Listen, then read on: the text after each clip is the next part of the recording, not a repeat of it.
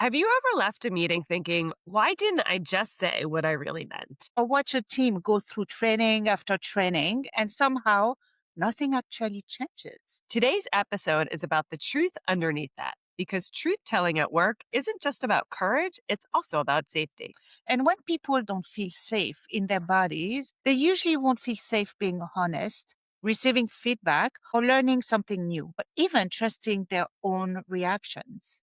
We're joined by Jennifer Prendergast, who helps leaders and organizations bring trauma informed practices into the workplace in a way that's practical, human, and transformational. She breaks down what nervous system awareness actually meant at work, why behavior makes more sense when you know what to look for, and why trust and connection may be the most important workplace skills nobody ever taught us. So if you've ever thought, why is everyone so reactive? Or why is it so hard to just be real at work? Well, this one is for you.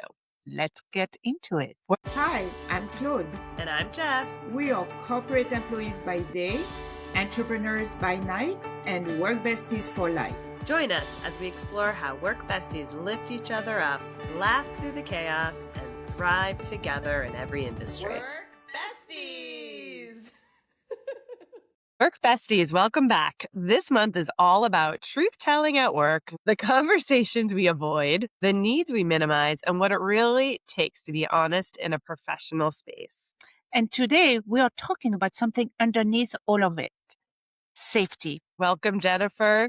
I'm so thrilled to be here. And we're so excited to have you. We'd love it if you started off by speaking about that trauma-informed leadership and what really brought you into this work personally. Thanks for the question. So this work kind of came to me, I could say a little bit by accident, but I could also say somehow it feels like it was just sort of aligned and meant to be. When I started the Expert Talk, we had a totally different focus. We definitely wanted to create places where people felt like they belong, where they could really bring their full selves to the workplace.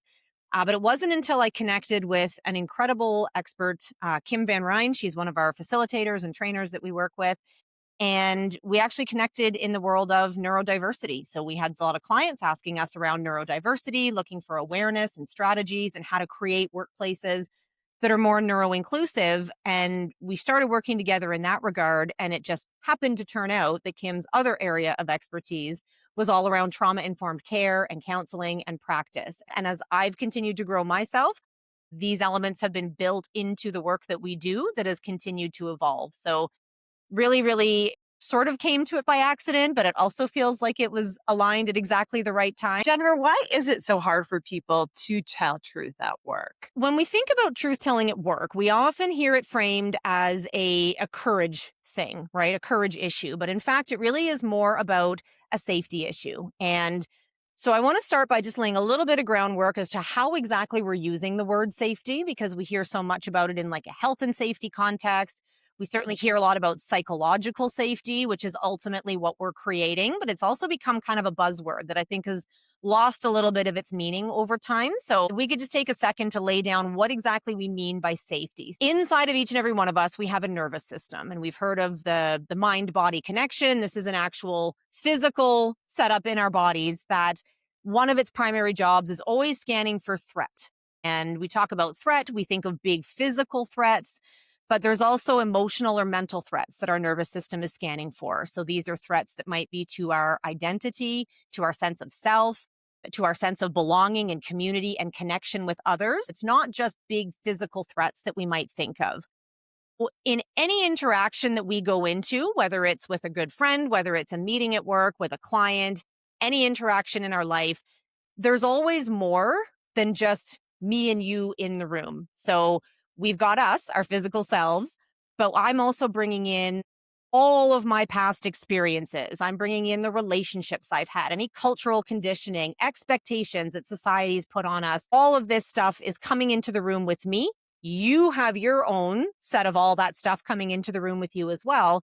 And then we're both bringing in our own nervous systems and all of the patterns and strategies that they have developed over the years to keep us safe. So when I talk about past experiences, I'm thinking if we had someone in our life who maybe got upset when things didn't go their way, And we may have learned from that. It's better to soften our message, to maybe leave out some details, not say anything altogether. That may have proven to be safer for us and easier. So we're bringing that lens into conversations. If we had someone who maybe kept us walking on eggshells, we didn't know what was going to set them off, we might preemptively over-explain to try to manage any miscommunication or conflict. Our brains make sense of the world and help us interact with each other through patterns and through predictability. All of these past experiences that we've had and that we're bringing in, these have become the blueprint that we bring in with us to every relationship, every reaction by default, even if they don't serve us well, right? So when I talk about those experiences when we were younger, we still are bringing those patterns with us as defaults into conversations that we're having with other people. So then when we start trying to talk about being on it, why is it so hard to tell the truth? When we start thinking of how much we're bringing in with us and these patterns that we've built over time, this is what makes it so hard because we have these defaults. And every time we go into a meeting with each other and I lean on these old strategies, and all this stuff is happening under the level of consciousness, it further reinforces to my system, yep, that was safe. That was the right thing to do. I'm going to do that again next time. And so we show up in conversations. And even though we want to tell the truth, we want to be open and we want to feel comfortable, these are these old default patterns. And even if you are both wonderful people and wonderful team members, I might be coming in thinking it's not safe for me to speak up and give my ideas, or it's not safe for me to be honest about a project that's starting to go off the rails. So I'm just going to leave out those details. And this just happens. And then we often leave a meeting afterwards thinking, oh, why didn't I just say the thing? This is fascinating to me. You're making me think so differently now about not only how I show up, but how others show up. Yes. So knowing that people are coming with these backgrounds That or makes these, a lot of people in the room. how do we adjust to help them break it? Because to your point, it's subconscious. So it's not like you're going to call to their attention, hey, do you realize you're over explaining? I don't need you to over explain. Are there ways we should be as a leader or even as a partner or collaborator with them in a project? Is there a way we can alleviate that or help with those different ways to help break those patterns? So there are and there aren't. I'm gonna kind of lay it out that way. And the rest of our discussion, I know, is going to build through these concepts throughout our chat today. But to give a bit of a spoiler alert before we get to all the rest of the good stuff, the main strategy that we will always and forever have to connect with other people is the way that we are showing up ourselves. And so it's going to be us showing up in ways that are predictable, that are consistent, and that invite another person's nervous system to feel a bit more settled in our presence. And that's what we're going to chat more about, because we talk about this idea of how do we create safety? How do we, we say this is a safe space. You can share things here. But it's really a misnomer because the safety is a felt sense in each of our individual bodies. And so I can't just say, this is a safe space. You can tell me anything, because your body might be like, yeah, no, that's not true. And so it's going to be repeated instances, repeated acts of safety, repeatedly showing up consistently in certain ways. So what does that being the trauma-informed at work in practice look like? So when we talk about trauma-informed leadership, we've talked really briefly already a bit about past experiences, right? And I want to also give another definition of what we mean when we talk about trauma before we continue to go further in chatting about this. So we think often of trauma as the really big, bad, scary things that happen to us. And it absolutely can be accidents, illnesses, loss, war, the really, really big stuff. But our understanding of trauma, and this quote comes out of Dr. Gabor Mate's work, is that trauma isn't the thing that happened to us.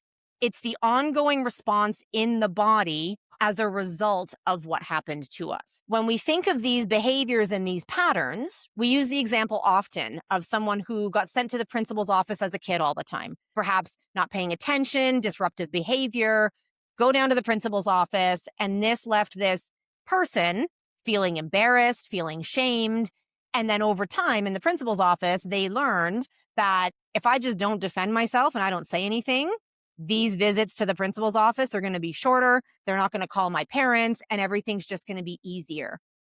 And so then fast forward 30 years, and now this person is at work and they get a call from their manager saying, hey, can you pop down to my office for feedback? And right away, their heart starts pounding, their palms start sweating, their throat feels a little bit tight, not even realizing that this could be a reaction coming from all those years ago. But there is a physical thing happening in this person's body. And showing up in a meeting like that is going to look a lot different than when we can show up feeling relaxed and curious about what the feedback is going to be. So when we talk about trauma, it's these ongoing reactions that we get and that come up for us. And what we understand is that all behavior manifests out of the state that our nervous system is in. So whether it is feeling safe or whether it is not. And so being trauma informed then, being a trauma informed leader really means recognizing that all of us carry these unseen wounds. Literally every single one of us has something in our background. We bring this stuff with us. And then we work to intentionally create environments and workplaces and interactions, conversations and systems that feel supportive and that feel safe and that feel empowering for other people. So it doesn't mean that we need to know everyone's background story. In fact, we don't want to know everyone's background story. That's not our business.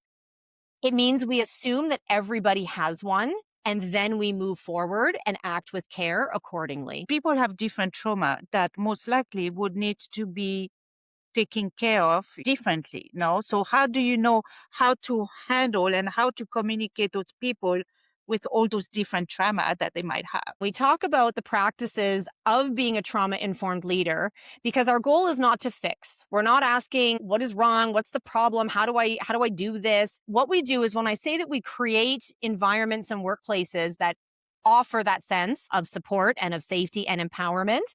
So first, it's understanding the impact of past experiences that we've just briefly touched on, that this shows up in our daily lives and in all of our conversations. It looks like remaining curious. So we understand that reactions that we see, things like defensiveness, anger, blaming, shutting down, maybe micromanaging, these are actually protective responses showing up in daily life. They're not something personal that's against us. And they're signaling, those reactions and behaviors are signaling to us that something in the moment feels overwhelming for that person. It's not that the person is difficult. Something somehow is feeling overwhelming for this person. Number 3, we prioritize safety and trust. So we are creating environments, like I said, where people are invited to feel psychologically safe. And we do this through being consistent and clear. We follow through on things that we say we're going to do. So we want to be as predictable as we possibly can. We want to share information when we have it. We want to close loops whenever we can. We want to set healthy boundaries ourselves and respect other people's boundaries. And we're offering choice whenever possible. And then the biggest, I'm saying it last, but the absolute first, foremost, forever point is that we work constantly on developing our own self-awareness. So we want to show up in a steady state so that we're not escalating tension or reharming other people. In that case, you're really in a safety. Otherwise, you can say, oh, it's safe. You can tell me whatever you want. But then if I go defensive, the other person is going to say, okay, it's not safe. Jennifer, it feels to me then a lot of this work is understanding yourself first. Yes. So knowing that, what are things or ways leaders can help change that in an organization? The first thing so that we can do is start to build that awareness of ourselves. And we're really going to start by paying attention to the signals that our body is sending to us. So this is a really important piece because so much of what we do at work and what we learn and what we train really exists up in our heads, really on this intellectual kind of a level, right? And up until this work has become available to us, this was sort of what we had. And this is why so much training focuses on mindset, right? Well, it's just a conversation, right? Jess and Claude are great managers. Why are you so nervous? Just take a breath, right? Take a breath, do some meditating, change your mindset. It's a conversation. It's, we can collaborate. We have the same goal. Pick a thing. This is what so much training has really focused on, is like setting that mindset. But if my heart is pounding and my palms are sweating, I can't do that. That it's impossible for me to change my mindset. So dysregulation is where we go. We go to a state of dysregulation when our nervous system feels uncomfortable, feels unsafe, starts in the body. And so it needs to be supported in the body first before we can do anything up in the intellectual part. So sometimes that could be as simple as saying, I'm starting to feel a little stressed with this conversation. Can we take a 5-minute pause? Or I need to get a drink. Can we just break for 15 minutes? Or whatever we need. Our body is always going to send us the signals first so that we can start recognizing something is happening here that I need to attend to. For me, presentation is a trigger because of trauma from earlier, when I was stuck for 2 hours and being pounded nonstop from my manager, it's not how you say it, etc. So I know my trigger, it's presentation. But at this point, what can be done, because you're in your trauma, it's time now to do a presentation. You don't have the ability to say, oh, let me get up, I'm going to take 5 minutes to drink. How do you, in those situations, how do you really get away that trauma and move forward? There's small things that we can do in the moment and some strategies that we use for regulating in the moment when we can. There are some physical ones we can do. I mean, taking an intentional breaths actually puts some pressure on that nervous system that allows it to kind of calm a little bit. You might see some people do little taps on their collarbones, or we can also tap behind the ears. This sort of taps into right where our vagus nerve runs down. This is the main nerve of this nervous system that we're talking about. We can give ourselves a big bear hug. Some of these things aren't always possible to do standing in the front of a room. We can tense up sort of muscles, tense up like one foot and then tense the other foot. And what we're really doing is we are bringing conscious awareness for our body that we are in this room now. We are safe in this place now. We are not back in the principal's office. Our parents aren't waiting for us at home because they've gotten another phone call. We are in the room right here and now. And these are sort of things that we can try to do in the moment.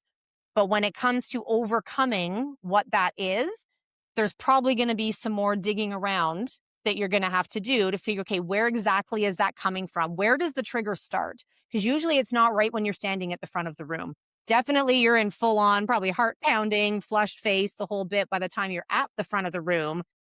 But something may have started 2 weeks ago when you found out you had to stand at the front of the room, right? Just thinking about it may have given you butterflies in your stomach. Maybe makes your hands feel a little bit cold, or practicing it out loud. You find that your voice is kind of trembling. So when we can start tuning into the early signals from our body, we can start trying to do some practices then to support our nervous system to make that easier moving forward. However, it is also going to take digging around, figuring out what is this pattern, perhaps setting really good boundaries in the days leading up to the presentation, so that you're feeling well rested, you're hydrated, you're wearing comfortable clothes, not just what looks great. All of these things that support our physical body. Jennifer, what's the simplest way to explain this to someone who hears the phrase and immediately thinks, this sounds too soft for business? That's a question that we get a lot, right? So much training that we've done has really focused on strategies and scripts and roadmaps and processes and those sorts of things. And this really feels like what we might have called soft skills at one time. But what we understand now is that the nervous system really is the operating system that everything else that we do builds upon after that. It's not something that we can outrun, any of us. We all have one. It all brings all of the stuff along with it in every interaction we have. We don't age out of it. We don't get promoted out of this stuff. It doesn't matter what our title is, what car we drive. None of that matters. This is our operating system. What we often ask to people is, How is what you're doing now working for you? If we are in a situation where we've brought in a lot of training, we've got issues that are not resolving, conflicts that continue to just go no matter how much, how is what you're doing working for you now? Because there is such a big focus, and the way our working world was built, such a big focus has always been put on managing productivity, right? And everything is in the service of managing productivity. But what we understand is that when our focus shifts to creating psychological safety, productivity comes out of that as a byproduct, a natural byproduct. Because when we feel safe to show up at work as who we are able to contribute and to collaborate and to bring forward ideas and to bring up concerns when we don't have that fear that we're going to get reprimanded, shamed, mocked, that sort of a thing. So productivity actually becomes the byproduct of psychological safety in the workplace. That tracks completely. So why is it then that so many workplaces are focusing on these training efforts? Because it feels like those might fail to create that lasting change.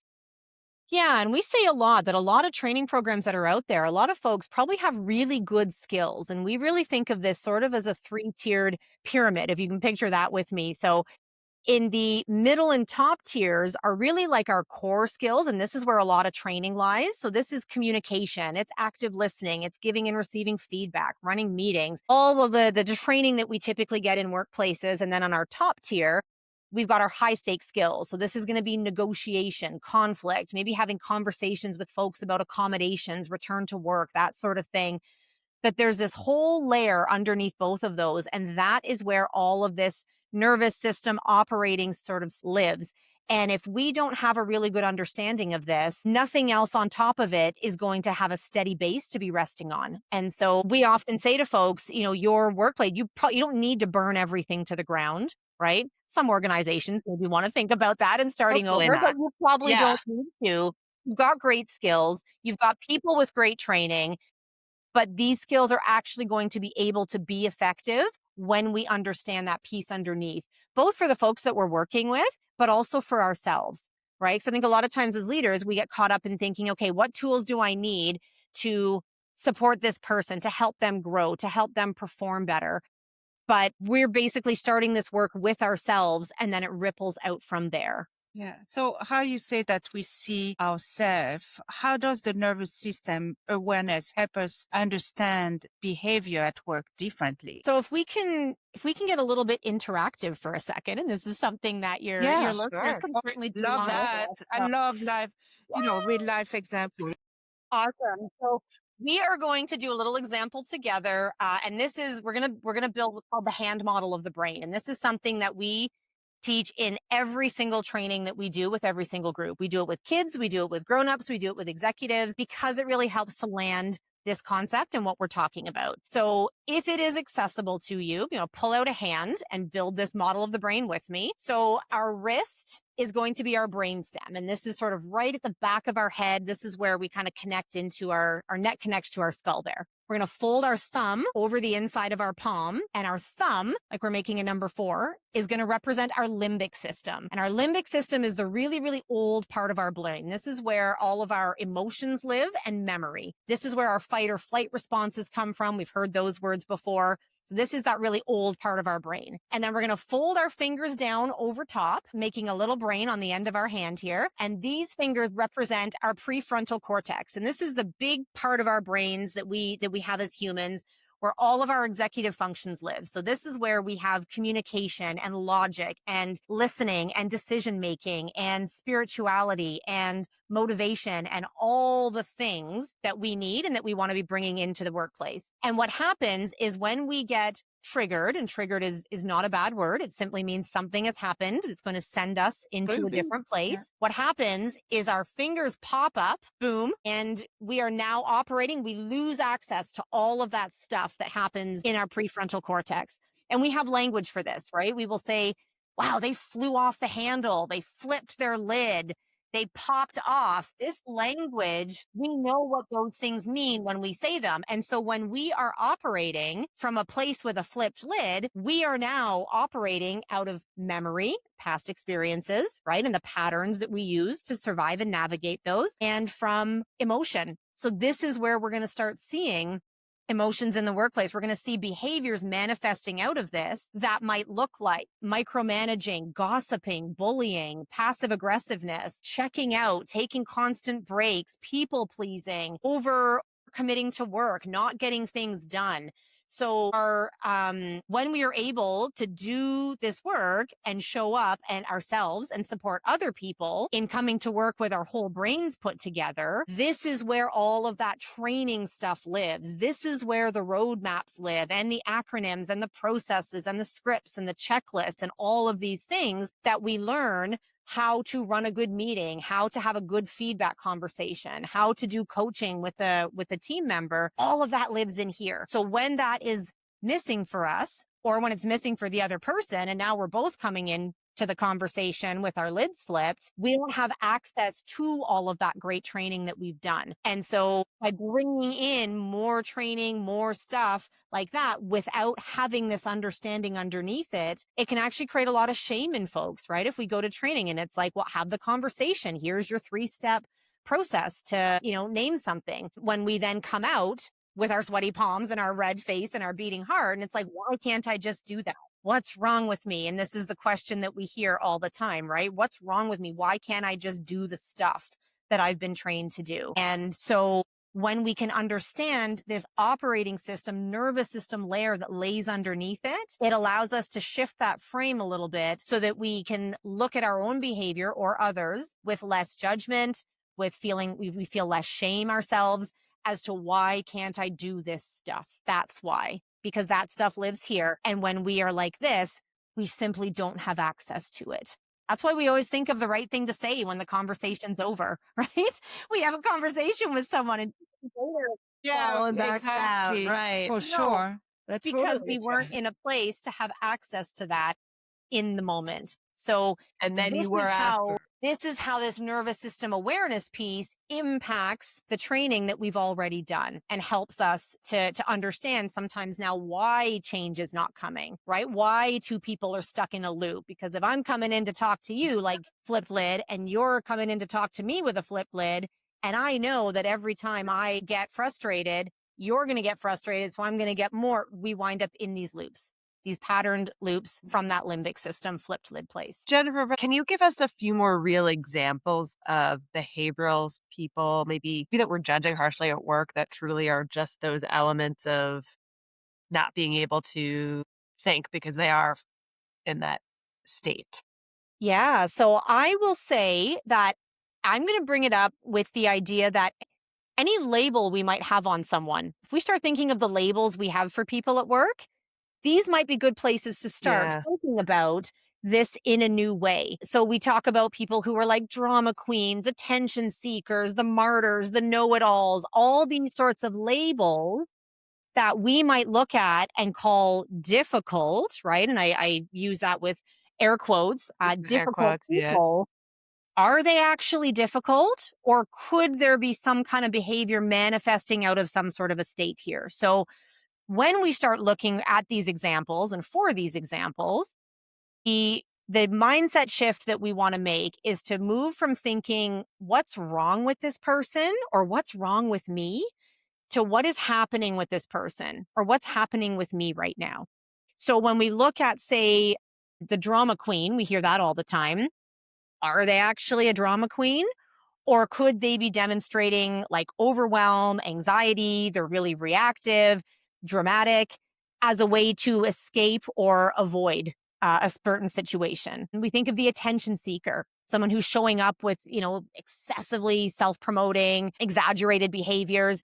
Perhaps what's happening, maybe they're doing this to gain validation or reassurance or a sense of safety, right? Within this professional setting, within this team. The know-it-all, they might be showing these really assertive, dominant, or even dismissive type behaviors to protect their ego, avoid feeling vulnerable, or to avoid feeling incompetent, right? So when we start thinking of some of the labels that we have and the assumptions that we have about people and start looking at this in a new way through this lens of what might be happening for this person, it really starts to shift things. And that really starts with us. Because again, we do this for ourselves and it ultimately ripples out into how we see everybody else. And I do want to say with that as well, one more thing, that learning all of this stuff doesn't mean that we start giving people permission slips to behave badly and to create harm, because that is a question that we often get. Well, so if everyone has some sort of trauma, does that, like, what do I do with that if I don't want to re-trigger someone? It doesn't mean that. As grown-ups, we are all responsible for our own behavior.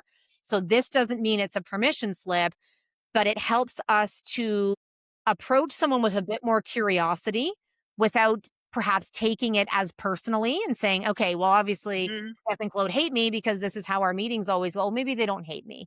Maybe it's something different. Something else is happening here. And so this is why we put the really big focus on how we are showing up in the interaction, because if I can be as predictably steady as possible and have compassion and have grace and have understanding and have empathy, it then is going to invite that other person's nervous system, hopefully, to think, well, I don't need to start escalating this interaction because Jen's not going to get angry with me. She's not going to yell, fire me, report me, write me up, whatever it might be. So this is why we start doing our own work. I would challenge you to take a look at labels that we have on people in our lives, workplaces or otherwise, and start I feel like looking through that lens of what might be happening. And I will promise you, the world becomes a much calmer place when we can find that lens, because we stop taking so many things personally. it reminds you that we're all bigger than this one thing. And really what's happening with them is it's not that the people are the problem, it's just something else is going on. That's really powerful. That really sets a different perspective and point of view, not just, to your point, in the business environment, but personal environments too. Literally To everywhere. always be. But this is the reason that trust and connection are so foundational and important. That if we can move into this connected, safe, regulated loop, things are going to go a lot differently. Jennifer, do you mind stating what some of those small signals are that tell a nervous system you're okay here? Absolutely. So predictability and follow through, huge, right? We already talked about the patterns in the brain. So if we can start getting patterns that Jen's always going to show up in this certain way, that's going to be a really big one. Small things that we can do, quote unquote small, because we say the small things really are the everything when it comes to building that sense of safety and trust. Using the pronouns that people prefer to use. Learning how to pronounce someone's name properly and pronouncing it properly. Thanking someone when they raise something difficult, right? If someone brings forth a piece of feedback or maybe a critique or a concern they have, thanking them for bringing that up so they know I'm not being shamed, I'm not being judged for this. Offering choice, respecting boundaries. So it's not always, we can't offer choice about everything all the time, but could we say, would you rather chat Tuesday morning at 10 or would Wednesday work better for you? Even small areas where we can offer choice to people, that goes a really long way. Acknowledging when we cause harm, because we're all going to get dysregulated. If anyone figures out how to stay regulated all the time, please call me. We will make trillions. It doesn't happen. We're human, right? We miss the signals from our own body sometimes. And so we might be snappy with someone. We might say something that doesn't land the way that we had intended for it to land. So acknowledging that happened. But then the second piece of that, acknowledging it is not enough and apologizing for it, it's then taking steps to avoid repeating it. So if I said something really snappy, if I was hangry, we have this word. We know what hangry means, right? I'm so hungry that I'm angry. Yeah. So obviously we are work besties, right? So let's try to relate to work besties. If someone is realizing that I'm more activated at work than I thought, what would be a simple work bestie conversation that they could have? So I would say the best conversation we can have with someone, and we talk a lot about this idea of just witnessing other people, holding space for other people, because we're not trying to fix. The magic words that have yet to steer me wrong when someone is saying, this is how I feel, this is what's going on at work, in my life, whatever it is to say, that sounds really hard. And it sounds so simple. And we say it tongue in cheek. It's that simple, but it's also that hard because we were not typically brought up to feel comfortable with other people's big emotions. And so a lot of times we are going to reach for platitudes, right? We're going to say, be the bigger person. We're going to say things like, everything happens for a reason, or you'll figure it out, or trust the process, or whatever. Or even try to fix it. or try to fix it because we feel, and there's an expression that I use for those types of things. I call them verbal Kleenex, because when someone's upset and our instinct is to hand them a Kleenex, right? We've been taught that that's supportive, but the signal that it actually gives is dry your eyes. Don't let the tears fall. Pull it together. And we don't intend for it to be that, but that is often how it lands. And so I learned this back in a group therapy I was in like 20 years ago. There was a box of Kleenex on the floor, and the rule was you never hand someone the Kleenex. They know where it is. They can reach for it if they need it. And I started calling these sorts of things, these platitudes, verbal Kleenex, because we say them. And if we really feel into ourselves, before we say those words, we're often going to find discomfort in ourselves because we're not used to being with other people's big emotions. It doesn't feel comfortable. So we want to say something to smooth it out to help them feel better. It's so easy to just say, that sounds really hard, but it's also really hard. A few other things that I say might be, that sounds like a lot you're carrying. I've said a bunch of times to friends, that's a whole lot of life coming at you right now. And these are the types of expressions that can indicate to someone else, they don't want to fix me. They don't want me to be quiet. They're just here. I'm not alone in this. And it doesn't mean I'm going to jump in and fix and come into their work and talk to their boss for them. It just means I'm here and I hear you and I see you. And that sounds really hard. Jennifer, from your perspective, what is the difference between someone who's just venting versus actually telling a truth? Venting often happens when we are in that state of dysregulation. Our lid is flipped and we just need to kind of get it out. And oftentimes when we get it out, it might be verbally, it might be crying. Some people go for a run, whatever it is, because again, dysregulation starts in the body. So even venting something out is a physical way of releasing some of this discomfort feeling. Oftentimes I will say, and my friends and I, we are all pretty good at this. I might get a text from a friend saying, do you have 10 minutes? I just need to vent. And it's like, cool. She's not looking for solutions, just looking to get it out. And an expression I heard not that long ago that I just absolutely loved when we talk about just being a witness to what someone is going through, is this idea that sometimes we can be so still ourselves that we become a mirror for the other person. And so sometimes just venting it out and getting my boss never listens to me. I can't stand it. They don't trust me. All my ideas get interrupted. Or once that is out, that discharge has happened, it can be like, okay, well, maybe they don't always disregard what I say. And I guess I did show up hangry to the meeting, so I can see why it went this way. There are healthy ways to be able to vent, and it's not at the person in the moment. Perhaps it is to a really good friend. Perhaps it's someone we work with coming in and saying, can I vent to you for 5 minutes about this meeting I was just in? And again, when we can look at it from this idea of like what's happening instead of what's wrong with you now coming into my office and saying, oh my God, these meetings are always terrible. I hate them. I hate this project. I hate everything. I'm going to quit my job. I'm going to think, okay, she's dysregulated right now. Something's happening here. Clearly, you're not going to quit your job. You're not going to do all of that stuff. I can come in with that sense and say, that sounds really hard. And you'd be like, yeah, these meetings are rough. Say, yeah, sounds like it. And that is often how we can support. So in a way, healthy venting will help you to regulate back, to regulate yourself.